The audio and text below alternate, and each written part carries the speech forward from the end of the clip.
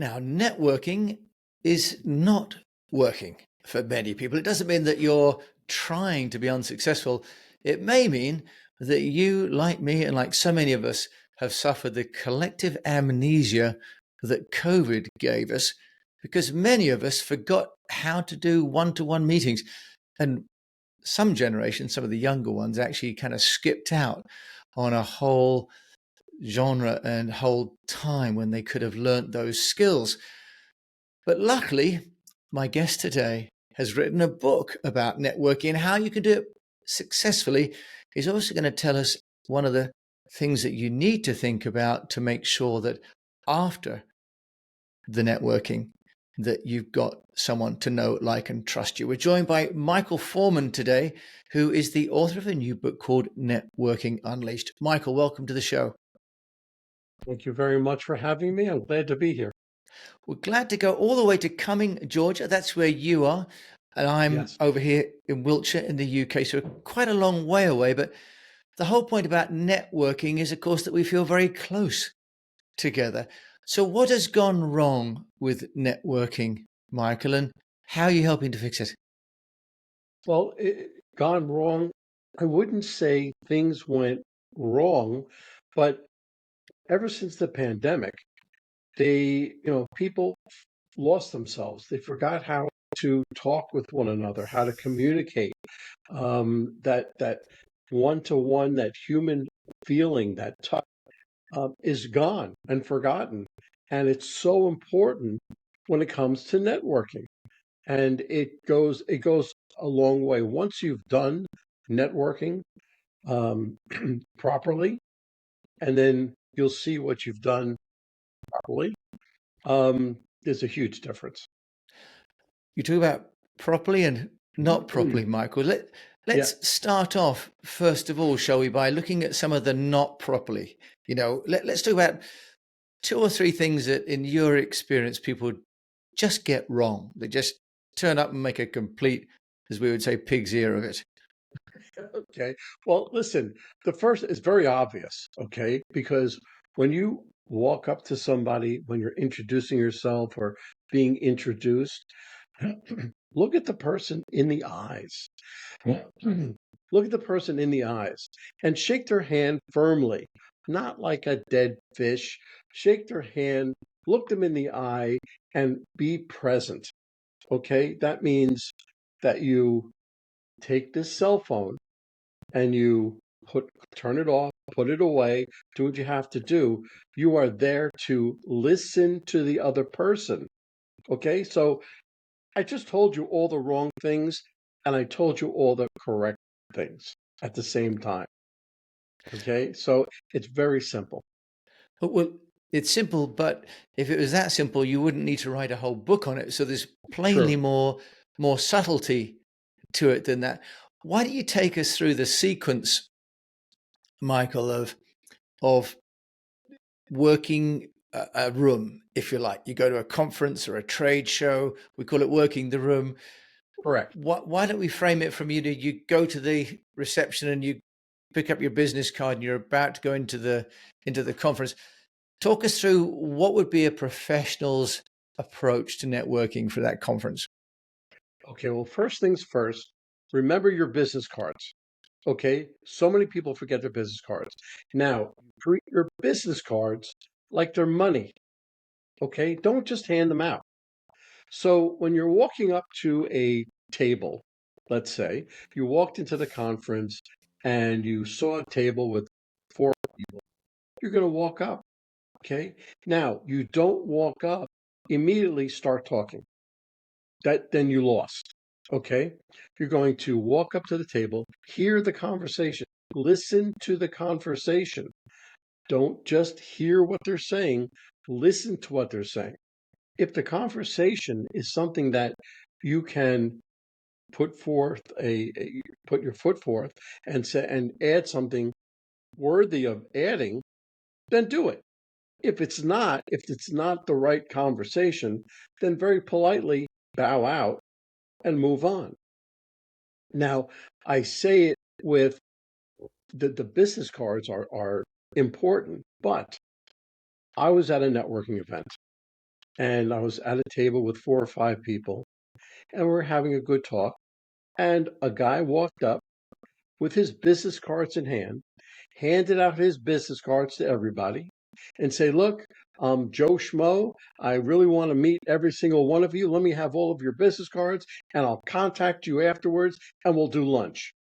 And walked away. And we all looked at the what, you know, and we all did at this, almost at the same time, took his card and threw it away. Okay, so you never want to do that. So let's say you walk up to the table, and it is a conversation that you can feel that you can participate in. So you're going to wait for the opportune time, put in your 5 cents, because you are the expert in your field.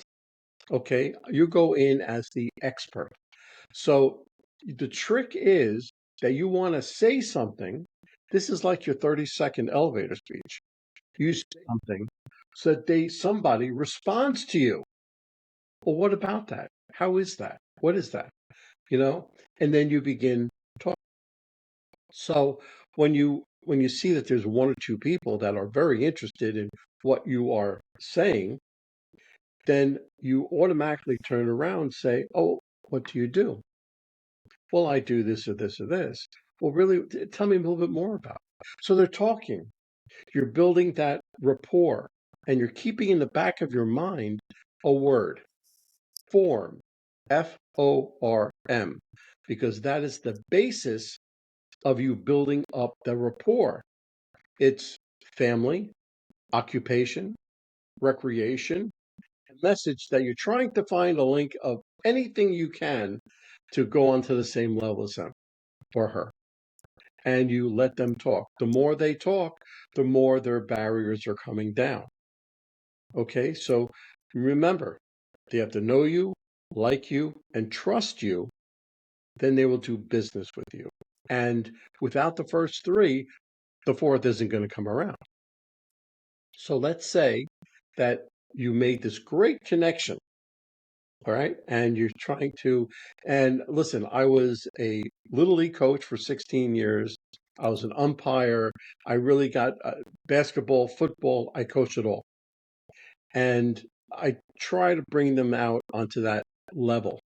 So let's say I brought it in, the person has a son that plays soccer and they hurt their ankle. Okay. And you're building up, say, "Look, it's great. We're going to get together and whatever." You take his business card, and on the back of his business card, you write down the date, the name of the function, and what you spoke about. Okay. You spoke about soccer and his son Johnny and how he hurt his ankle. And you do that. Now, you probably will collect about 15 cards throughout the evening. So, what are you going to do? That's where you begin the follow up and so on from there. Now, Michael, let's just back up just a little bit, because you've got a big room and not much time. What's your guidance in terms of making sure that you sit next to or at the table with the people that you want to be seen at? When I used to go to trade shows, I used to get a floor plan and look at the size of the booth. And if the booth was too big, they couldn't afford an independent agency. If it's too small, they couldn't afford an agency at all.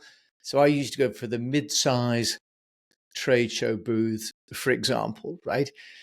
Can you give us some guidance on kind of narrowing down the options really when you get into that space? Well, you pretty much hit the nail right on the head. Okay, before you walk in, they always have a map of the floor and where everything is located and everything. And you do that. Now, if I'm in mortgages, let's say, because I was in mortgages for 10 or 12 years, um, and you go around and you say, "Okay, I know this company, this company, this company. This is a little company. This one is really big, so I'll hit them a little bit later." But those mid-sized companies, those companies where you feel you're going to gain some knowledge or connections, remember, you're not going to build clients. You're going there to build relationships because a client is somebody who you're going to sell something to and forget about. If you build a relationship, well, then you're going to have that relationship with them for years to come.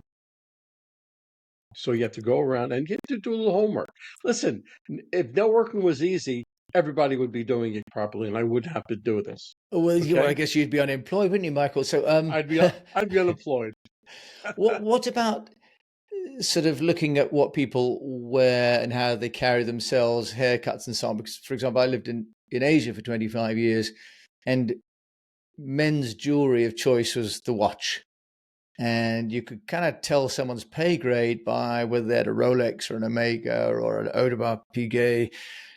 What guidance do you give Michael there? Because again, not everyone's turning up dressed in the same way. Can you give some guidance there about a little bit as a detective work? Well, if it's semi-formal, not semi-formal, if it's business casual, okay, that's the way that most of the networking events go. So everybody can be clean and now I learned this in the military. So what do you look at? Look at their shoes. Look at their shoes and see whether they're polished or scuffed. If they're scuffed, that means that he didn't take the time to look at his shoes and dress well. Okay, so listen, I could be 100% wrong. I can discount somebody with scuffed shoes and they don't appear that well, and he can be the biggest champion of all. But I'm not going to take that chance. So I'll move on. I will address the person. I will see how they're dressed, male or female. Okay. If a female is showing too much, and that's how she obviously gets business. Okay. So I'm going to look for that conservative dressed male, female type person, and I'll go from there. Good. And I think that's really important to give people the clues, isn't it, of what kind of person you're going to be dealing with by also what they wear and maybe the accessories they've got, like which phone and which phone model they've got. If you're looking for someone who's very techy and they've got an old Android, it may not be good if you're selling high tech equipment, for Right. example. So I think that's another aspect that I was always thinking about as well. Michael, you talk about writing things on business cards, and I don't mean to sound challenging here, but in this day and age where people are using, for example, WhatsApp, or in China, everyone's sharing WeChat cards, what's your guidance in terms of going digital? Should people scan one another, or is it important to have a physical card? I have one of those cards that you scan. Okay. But when I go to a show, I bring business cards because if you take the time to scan, you may talk to them as you're doing it, but you're missing out on three or four people. Okay, so you're taking just a little bit too much time. And look, if it's one person, you don't feel like it's that much time, but do that 15 times, it's taking up a little bit too much time. So, like when I give a speech, a talk, a breakout session, a workshop. I have that on my phone and we'll touch phones and I have enough time because I want to talk to those people. And I can do that when I am touching their phone. And I'll say, look, just hit the contact and I'm there. Right. Okay. Yeah. But I still say that the physical card is still very, very important. And I guess also in the old days, we used to use the business card for a lot of corporate branding. You could have a message on the back, for example, the quality of the paper that you gave out. If you had an oversized card or a nicely embossed, could say a lot about who you were. And we've lost that with the digital cards as well, haven't we? Really? You, we really have, but I owned a graphic design and marketing company, and one thing I made sure of is that the business card is not a billboard. Okay, the quality of the paper, the embossing, um, just a little bit, have it fine, but you don't want to put everything you do on it. If you're a printer and you want to put everything you do on it, that's one thing. But if you're in corporate and you just want to have that touch, then that's all you really have to do. Michael, let's move on, both sort of in the conversation, but also from a situational perspective. The event has happened. I've given my cards out. I've received, picked up, scooped up, even stolen some cards off someone's table, and I've sort of copied some cards. What's the follow-up? Because this is something I'm always amazed at how people do with their podcast hosts, This for is example. Tell this us is the about number follow-up. one. Yep, this is the number one thing that everybody messes up with. Okay, they feel if they get back and they're going to send them a quick email and they're going to wait. They're going to wait for them. And remember what I said, 8 times. It's going to take 8 touches before that person responds. So I like to do something to kind of force their hands. Now, let's say the event is over and I go back home, I go back to the office, whatever. I'm going to immediately write an email that night. I'm not going to wait 2 and 3 days. That night. Hey, Joe, it was great talking to you. I saw you on such and such date at this event. We talked about your son, John, in soccer. I hope his ankle feels better. I'll talk with you soon, Michael. Now, I didn't say anything about business. I didn't give a date and I didn't give a time. Okay? I sent that off. As soon as I finish sending off my emails, I start on my handwritten thank you notes. I send a handwritten thank you note with almost the same thing that I just wrote in an email. And accepting that, I put, oh, you know what? I hope you're free for coffee sometime. Because I'd love to have a cup of coffee with you. And I'll send that out. Now, usually, that will get you about 60% of a response within the 3 days. And that's a huge number. Okay. But let's say that you didn't get the response. You're going to wait about 3 days because that's about how long it is before they get the mailing, the thank you note. And you send them a quick email. Say, hey, how are you? This is Michael. I met you on such and such date, such a time. I asked you about your son, John. I'm hoping that you'll have time for a cup of coffee. I'm free next Tuesday or Wednesday. Is Tuesday better? And I'd say about another 20-25% of the people will answer that. Positive or negative, doesn't make a difference. Okay? So now let's say that they responded and you follow up that way, but if they didn't respond, if you wait another 3 days-ish or so and send them another email, say, hey, look, I don't mean to take up your time. I don't want to bother you, and I'll stop contacting you. I just hope that we would get together for that cup of coffee. And is Tuesday or Wednesday better? Okay, so this is about a week and a half after the event. Now, about 90% of the people will email you back, positive or negative, yes or no, whatever. Still have that 10% that blew you off. Okay, so let's say you're part of the 10%. You just take their information and you put it into your newsletter, email list or something, and you do that drip campaign so you're always in contact with that person. Now, I can go on and on about that email campaign because the newsletter, let's say there are 6 boxes, 2 of them should be what you talk about. 4 of them, no. Aunt Annie's recipe for bread, different things, the favorite car of the month, you have the joke of the month, things like that. So 2 of the 6 are business, other 4 are not, and just keep them on a campaign. So really there's that follow through, and I like your idea of giving people some definition of, do you do it Monday or Tuesday? Which one's better for you? That does work towards trying to close people as well, doesn't it?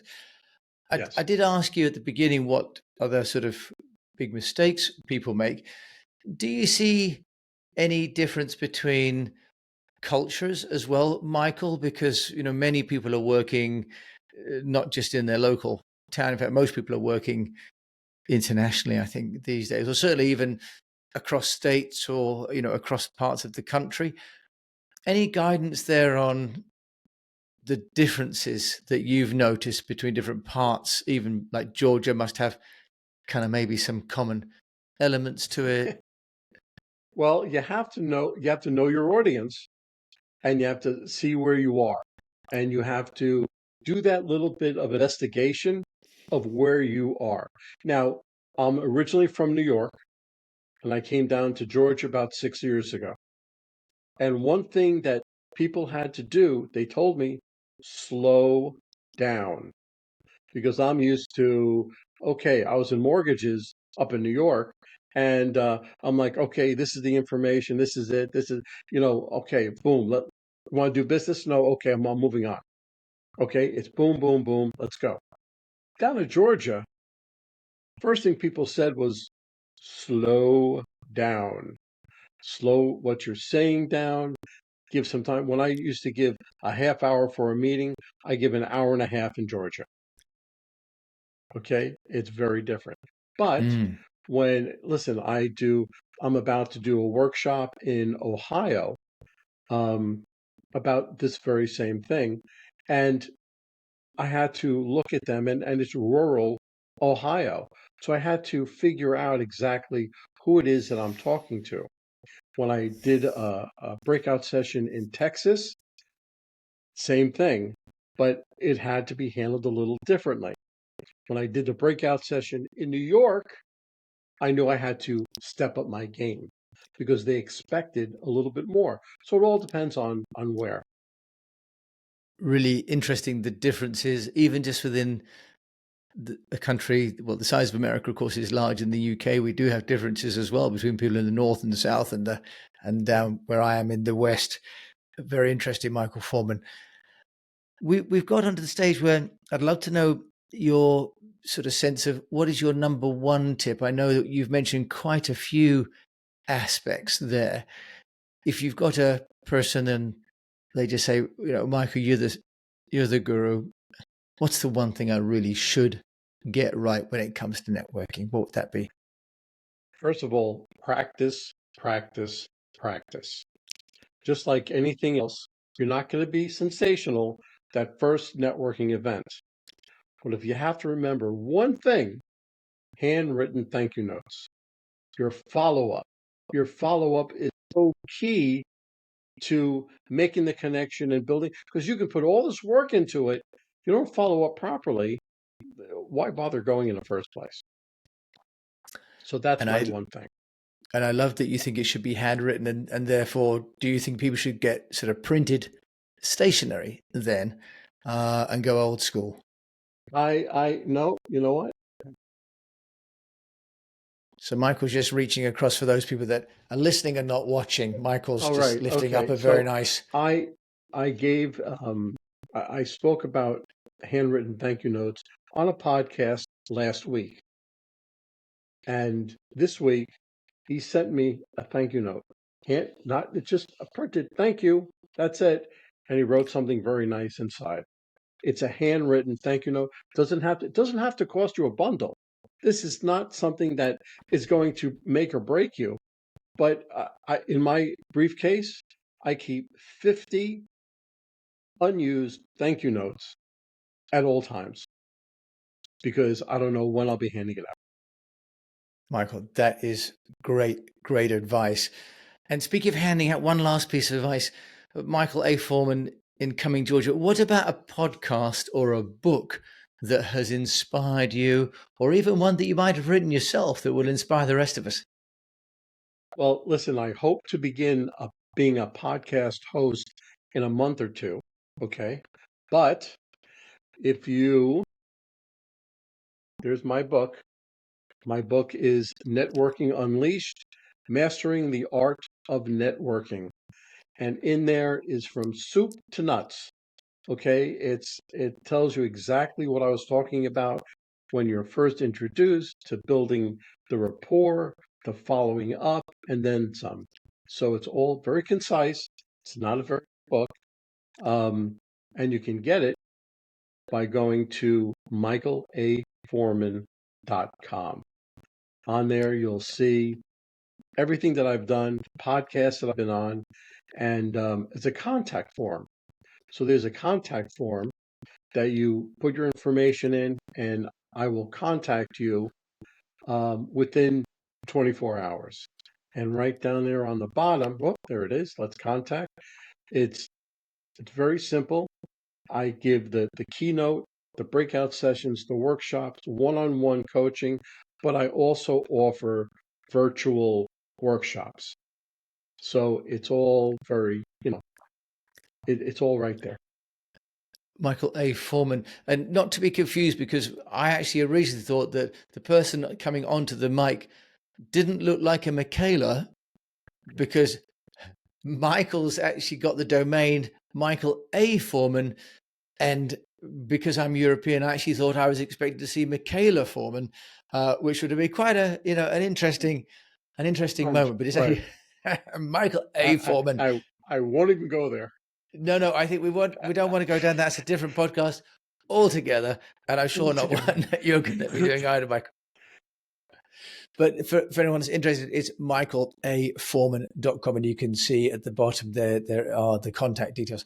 Michael Forman, sounds like you're going to be joining me on this side of the mic very soon as a host. I'm sure you'll be brilliant. Thank you so much for joining me on my show, The Unnoticed Entrepreneur, today. You're most welcome. I'm glad to be here and glad to spread the word about networking. Well, and now we know that networking is about not just working before, during, but it's also about working after the event. And that's really a key takeaway, and one that, as Michael explained, not that expensive to do. Just buy some cards or get some printed out from your local Vistaprint or any one of these large number of Instaprint shops that will make you some with your own logo and brand on it as well. I'm going to do Unnoticed Entrepreneur cards as well. I think that's watching Michael and getting inspiration. If you've had inspiration from this show, then do please leave a review. It all helps. And do share the show with a fellow unnoticed entrepreneur, because we don't want to leave anyone unnoticed. And until we meet again on the mic, I just encourage you to keep on communicating.